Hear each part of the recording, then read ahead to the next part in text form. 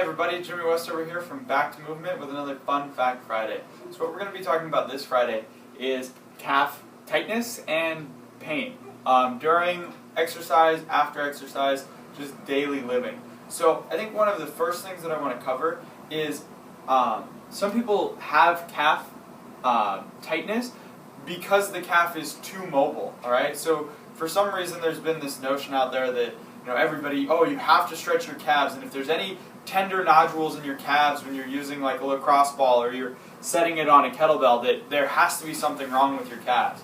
Well, I'm here to tell you that no matter who you are, no matter how much mobility you have, no matter how perfectly tuned your calves are, if you set them on a kettlebell or you set them on a lacrosse ball, it's going to hurt. So a good thing to start out with, to see where you're at, is test your calf mobility. So you can get into this lunge position here, and then keeping the back nice and flat, just hinging forward, seeing how far your knee can track over your toes while keeping your heel in contact with the ground. What this is going to tell you guys is if we can get that knee decently past the toes, at least a couple inches, and you can use a wall here to touch, I just don't have a wall, if that happens, that means that you have good range of motion in the calves, and that you should stop stretching them, and they probably won't feel as tight, okay? So now let's talk about if we actually have restricted calf range of motion. So most of the time when the calf is tight, it's either involving the pelvis. So let's say we're running and our calves get tight as we run, about 20 or 10 to 15 minutes into the run. It doesn't happen initially, but as you're running, it starts to really cramp up. So what that tells me is that it's some kind of a stability issue. So I would go back and check, diaphragmatic breathing on you, see how your pelvis is kind of stabilized, maybe do some of those hip openers that we've talked about in previous videos. Okay? Another thing to address is our friend the big toe. Okay? So the big toe plays a really important role in toe off. So as we walk, as we run, everything. And so the calves are responsible for this motion in our foot, so kind of pushing off. And so if our big toe isn't moving quite enough, our calves are going to kind of take over, they're going to tense up, they're going to overwork. So what we're going to do is, again, just like we checked range of motion here in the calf, we're going to check range of motion here in the toe. So we're going to take our big toe, you can just take a finger and lift it up, okay? And see how far it goes. You might be surprised, it might not go very far. And if it doesn't go very far, well then, hey, you have an issue. But just passively doing it isn't good enough.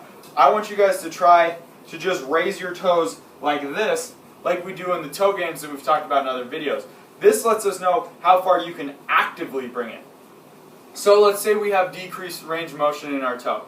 Things we can do for that. We can take the lacrosse ball, we can roll out the bottom of our feet like so, like we've done in a couple other videos, and we can also stretch our toe, okay, just like this, where we're just taking it and we're just holding it here for about 30 seconds to a minute, maybe 2 to 3 sets of that, and about 30 seconds with the lacrosse ball. And then after that, guys, as always, once we do something like that, we have to wake it back up. So then we bring our toes up, and then we lower down, we bring them back up, we lower them down, kind of owning that new range of motion, right? We've increased the range of motion now with the stretch and the rolling. Now we have to kind of own it with the movement, okay? So those are the things that I have for calf issues. So if you have calf issues, again, check with yourself. See if you have too much mobility, and that's the reason that your calves are tight in the first place. Don't just think that because it hurts to smash that it needs to be smashed out, okay? Secondly, if it comes on 20 minutes into a run, check some other things. Check your hips, check that diaphragmatic breathing, see how you're doing there, see how you're bracing here, and then last but not least, check out your toes, okay? And as always, if you have tight calves, rolling them out's not going to hurt.